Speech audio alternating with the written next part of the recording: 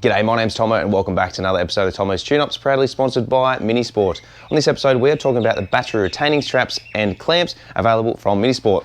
So what is this thing and what does it do? Well, it's a battery retaining strap.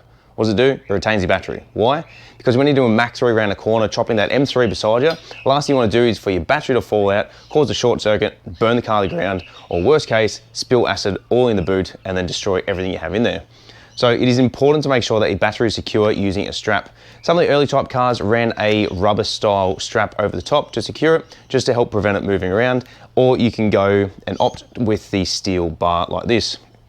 This does run along the backside of the battery and secures it down on the posts. There are two little hooks that are available on the rear tray itself where the battery sits. So these are the two different types available from Minisport of securing clamps for your classic Mini or Moke. So we do have the hook or the peg type and we have the loop type as well. So depending on what you need for the vehicle, you may need a combination of both or two of these depending on what you're running.